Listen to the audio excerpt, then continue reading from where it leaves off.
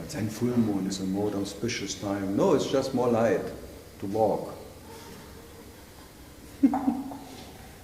Really? Really?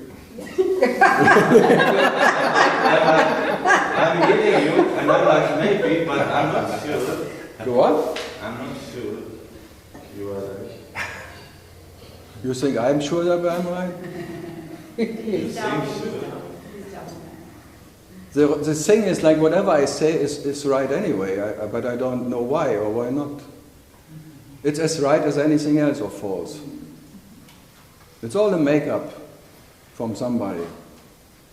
So I make up something, they made up something, so now we can decide what is more fun. I think that is the only criteria to what is more fun, what sounds more funny or more silly. That I think is the best. So I should stop enjoying paranoia. You stop what? I should stop enjoying getting sucked into this, like all this and Sucked in? like excitement. No, I don't say that. It's silly enough that you do that, so it's great. By not being silly and being sucked into the mystics of whatever. If it's fun, if you enjoy it, why should I doubt it? Just don't doubt your enjoyment, just enjoy yourself. And whatever silliness happens. It's silly to wake up in the first place. And then the Hollywood movie continues with silliness. Drama sometimes and sometimes comedy. So what to do? But I can explain everything. It doesn't need to be true. That's what I like. What's the point there? Huh? What's the point there? No, what's the point of... For who does it need to be true? Who needs security? Because that's like coming from fear again, from this little fear point. I need truth. I need security. It needs to be true. And then I maybe be secure. I can hold on to that, whatever. Who needs that? It always points up to that me again. And I really don't care. I don't need any anchor for my ship or something, or being whatever, centered on something, or being established in some fake truth. Because you believe you need to be established in something what is true. Then you look for that truth. Because you think you need something solid, something what is really an anchor and gives you peace, and in the stormy whatever weather that you can hold on the ship, you're really a good harbor where you can rest in. But isn't that why everybody here is? Yeah, they all look for a harbor. For that purpose? Because they're in a friendship. They're in a friendship with themselves, so they're captain of a ship, and they're looking for, because they love themselves, they love this little ship, they want to have a safe harbor. They're like refugees who want to take shelter somewhere. So they're thinking it has to be true, a true shelter. It has to be something what is really like an umbrella where I never get wet again or something. We're really safe in everything. But I'm offering you that to be what you are never needs any shelter. And that's the absolute shelter. That what you are is already what you're looking for, and that to be that is more than easy, or never needs any effort, and it will never be any relative truths you can find.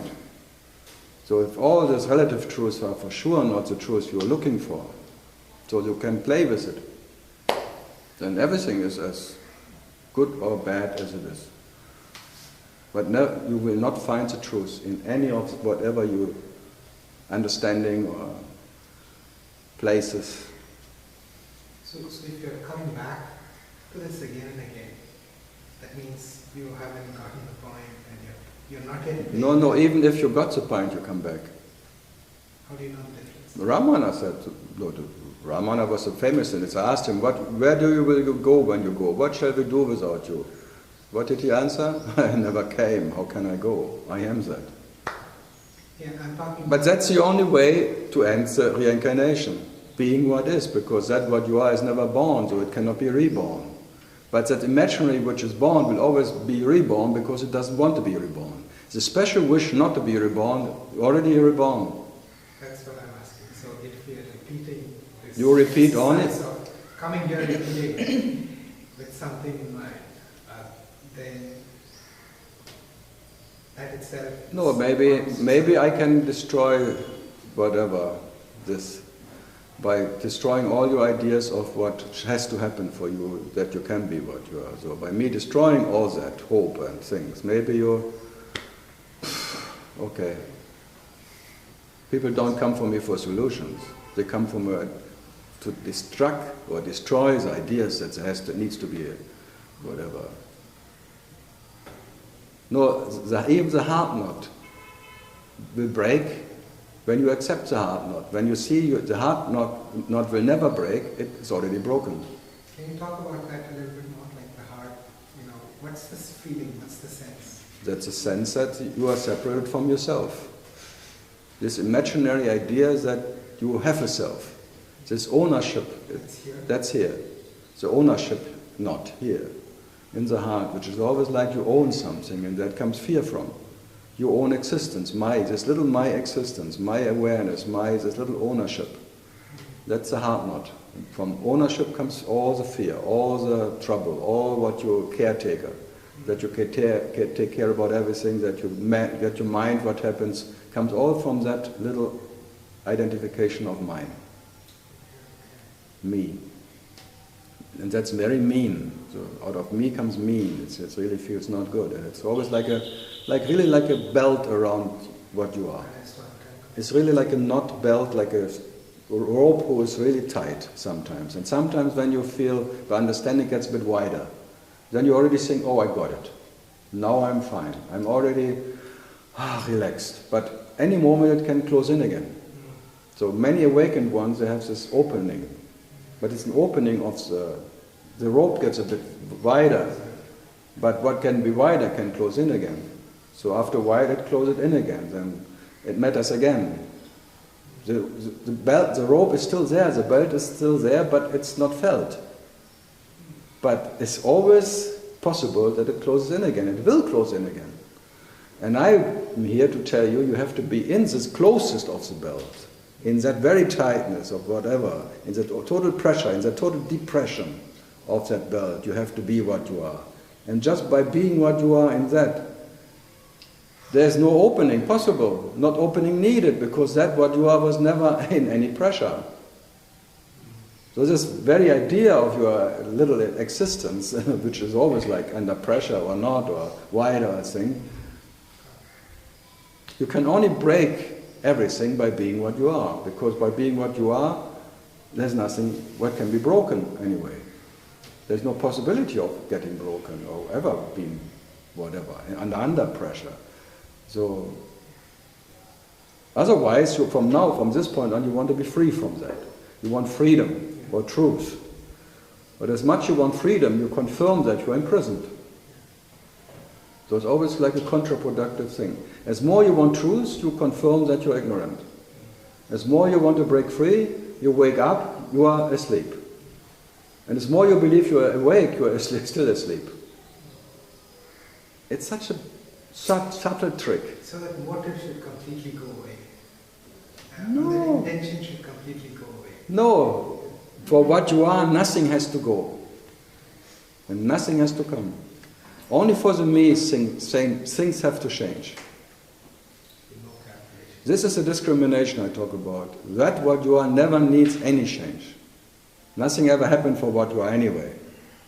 And that's the safest harbor you never left. Yourself. That satisfaction which is peace itself. And that what you call the phantom idea of me will always be different. Always wider, closer, this one, there will be enlightened ones, there will be awakened ones, and you will hunt them, and you will run after them, and you will whatever, like from this point of view. So the inquiry of consciousness, which already is a phantom consciousness, the consciousness we can talk about, that's a phantom. Consciousness trying to know itself. And that what you are will always remain unknown. That what is... And you'll always fail.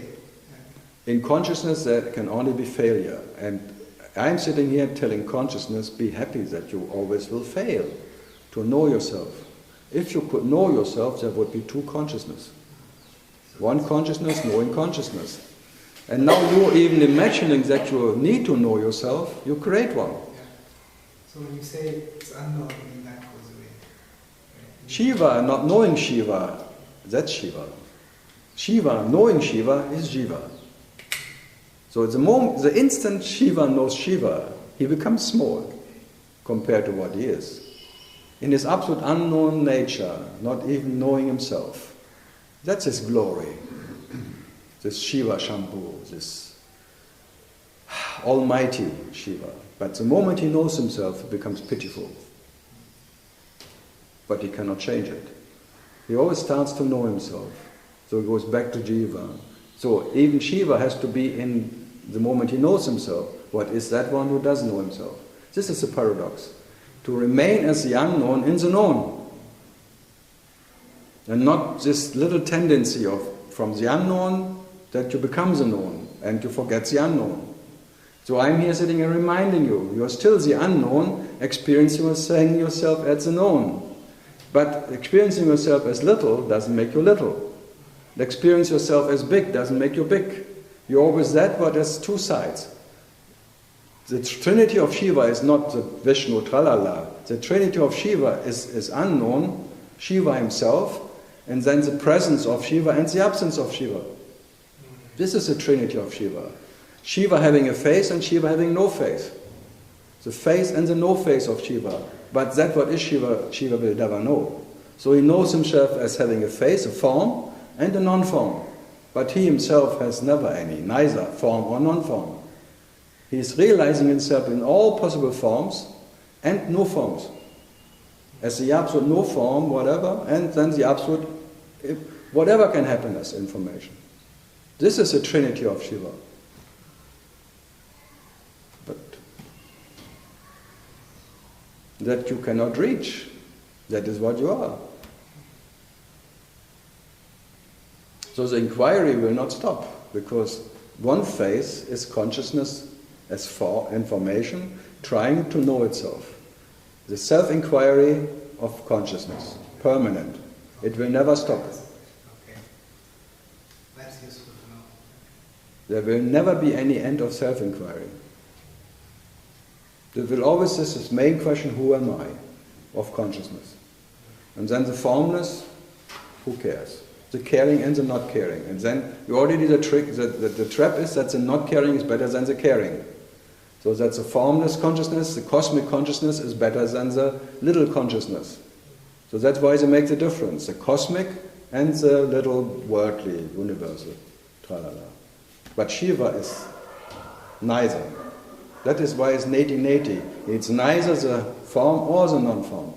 He's neither the consciousness as information or as cosmic consciousness. He is neither. He is realizing himself in both ways. Right now. He is always that reality, which is form and non-form, but neither. He is not the present, he is not the absence. He is that. But neither has a presence or absence. But he is experiencing himself as a presence and absence.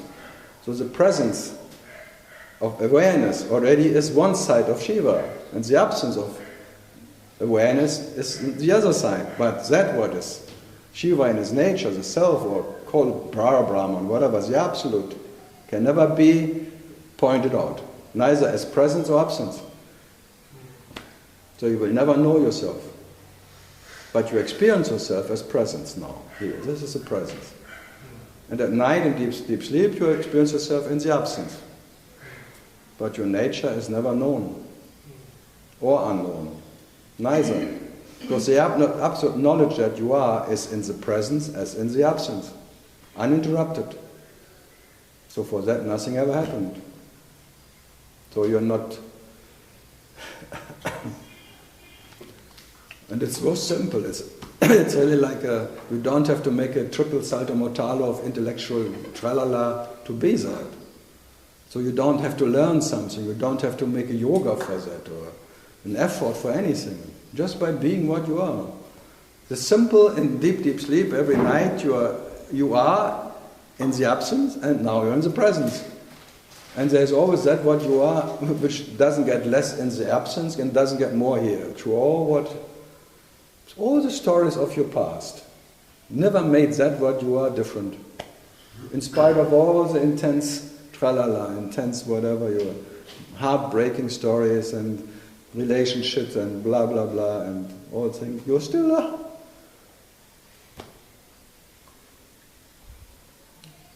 And you cannot get rid of it. So what to do? So the next will be the next, that's all. And if the next is the absence, the next is the absence. But every night the next is the absence, and after that absence comes presence again. Like and actually in reality there is no dream, there is just the presence of Shiva and the absence of Shiva. But Shiva, the self, will never know the self. So now the presence of the self is not the self. And the absence of the self is not the self. Neither.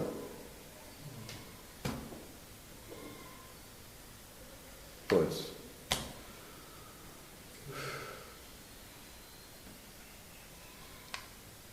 Yeah. And I'm sitting around the world and talking to myself, who doesn't need it.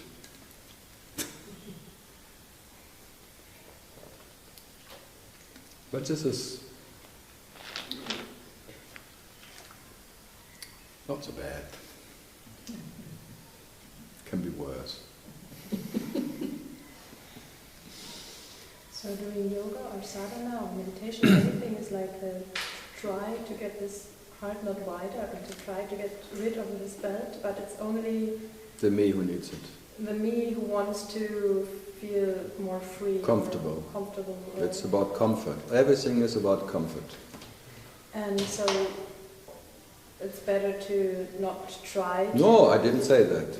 Try as much as you can, but don't imagine that at the end. But now you imagine at the end you will harvest something, yes. Like enlightenment, or you will get something out of it. But there will never be any harvest from any effort. Never. This is your harvesting. Right now you're harvesting yourself as everything. You have to be the absolute harvester, Shiva himself, who is harvesting himself at any moment. This is harvesting, realizing yourself in lies. That is harvesting yourself.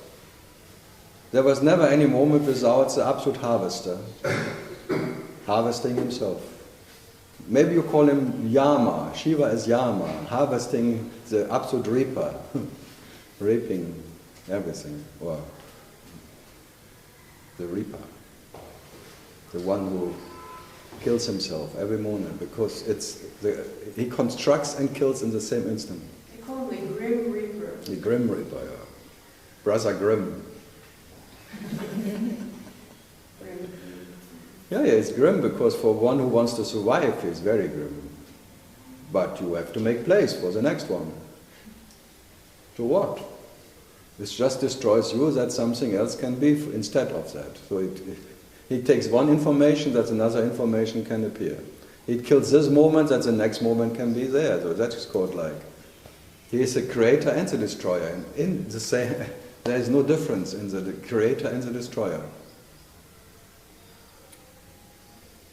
Otherwise it would be like what you expect, silence. Nothing moves anymore. Nothing, it's like a... Then you would be shocked, I tell you. Because you wouldn't exist anymore as when nothing ever moves. No, the silence is that in coming nothing comes and in going nothing goes. That's the silence. It's not something what is not moving. There's the same silence in movements and when there's no movement. Stillness, you may say, there's no movement, but silence doesn't need the absence of movement. The nature of movement is silence, and the nature of whatever is silence. So you are that what is silence, but it doesn't depend on any stillness of the moment or something, or that nothing moves anymore.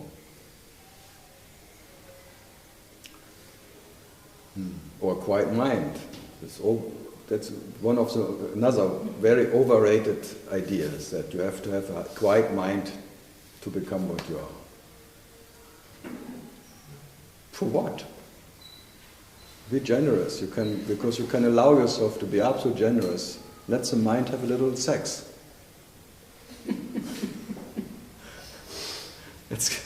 It's called Mindtantra.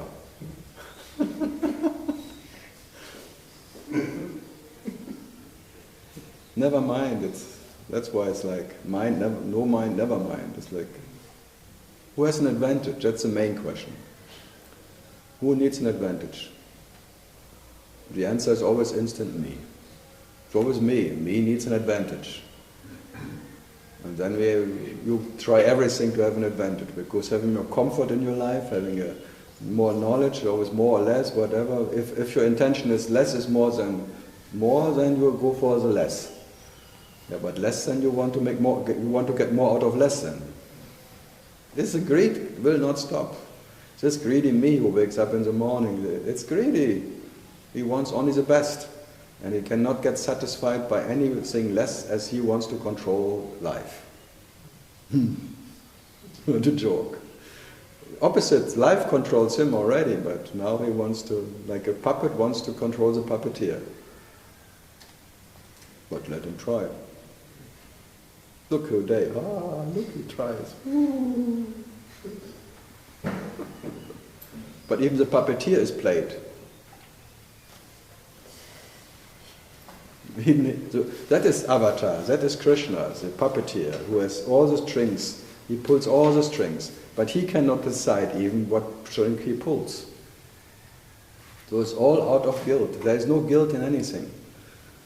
There is no one who did ever anything. There was never any doership, not even in Krishna or in Shiva. There is absolute no doership. Nothing is ever done to anyone. Or by anyone. What? So no guilt. So why Buddha when told, like wanting to he wanted to get the guilt out of God, because he talking to himself and saying, your waking up is not in your hand. It's like, it's a divine accident, everything. So even the Almighty, the divine himself, the Almighty Shiva or Parabrahma, whatever, cannot decide what happens next. That what is energy itself, that what is the absolute power, has no power. That's the main thing. When you have no power, you cannot use it. But that is peace. That is satisfaction. So by you, the whole universe, the whole movie is done, and everything is moving, but now it's too late, because everything is already done, it's finished. You cannot change your own creation. Because your own creation is as absolute, unmovable as you. Unchangeable. Because this so-called universe, this whatever manifestation of that, is as absolute and unmovable and unchangeable as that what it's made of. What you are. There is no two. And you cannot change anything, because this is life, which cannot be changed by life, because there is no second life. And no need to change. Just enjoy yourself. Because this moment you already experienced infinite times before. And it will be again, you end up here. And you will again, and again, and again, and again you have nothing to gain in whatever, because you will end up in the same vertical moment of now, which were already before this whatever infinite loop. You end up here again, and here again, and here again. This deja vu, deja vu, deja vu, deja vu. That's why many have this feeling that say, oh, I had this I experienced before, this is not new. Yes, right, nothing is new. It's already happened infinite times before, because it's not going by going, and it's not coming by coming. It's silence. This moment in its nature is silence, unmovable. You just go frame by frame to the next frame, but it doesn't mean that what you just experienced is gone by you experiencing the next frame. Just pum, pum, pum. That moment moment by moment, which doesn't come and doesn't go. That's called silence. This is silence. It's not the silence which is somewhere beyond, somewhere in the whatever, in the tralala there. No, this is what you are, which is silence. Unmovable silence, like a fixed block of solid manifestation of that what you are. One side of your face. So what to do? And you cannot get out of it. You cannot leave what you are. So whatever you have done or you will do will not make it happen, that you can escape what you are. So you try to commit suicide as a seeker, permanent, but you cannot kill yourself because life cannot kill life. But you try. Because seeking yourself, like the tendency of seeking your way out, is a tendency of suicide. You want to kill that what you believe gives you discomfort. Fantastic, eh? So you want to kill life. And then you suffer about trying to kill yourself. Isn't that great? And you never succeed. But it hurts, I heard. Wanting not to be here, you really, every moment is pain. So the no way out is actually ananda, happiness. No way out. Many saints have said that, seekers have often chosen meditation instead of suicide. Yeah. I say the same. Yeah, but they say it like it's a good thing. It's a progress. No. It's just another way of They say it like it's progress. Yeah, but it's a progress of failing. I mean, I don't believe them. No, I'm listening to what you're saying. Yes, It's like. I don't believe them, but they say it like that. It's very try. It's like try to kill yourself, and you may experience what you are cannot be killed. So you're failing to kill what you are. Try it. Try to meditation. Try to whatever. Understanding the poison which comes from yourself cannot kill yourself, but you try to poison yourself. But try harder. So failing to kill yourself. It really is sick. Yes, it's a sickness for sure. It's a permanent trying to get rid of yourself. It's really sick.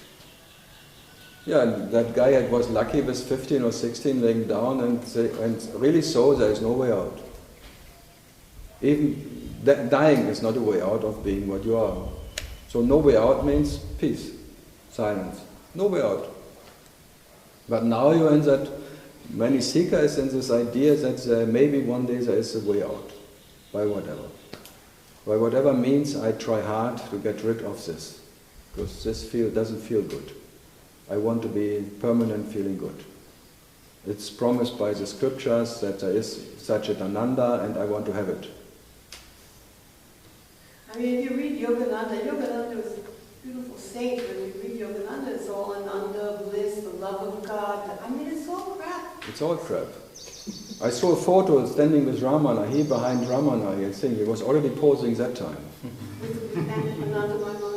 Yeah, just posing position there. Oh, but then going to America and doing this. Nice, I like this ashram in San Diego down there. Very nice place on the beach, and wonderful.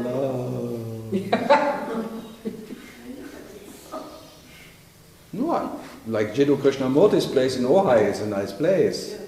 I like then you go up to the mountain, then you see Gene Hackman's farm down there when he just died that moment.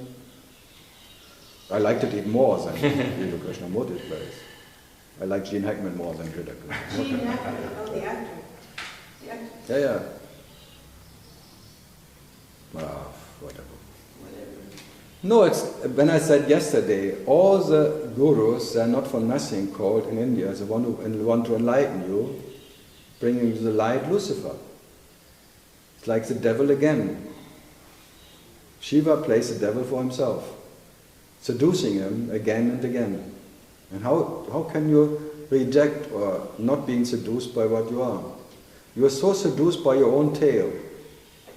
The Shiva is a snake looking at his own tail, and then the tail is moving. This is like your tail is a movement, and you want to know, who is this bloody tail? There must be a second snake.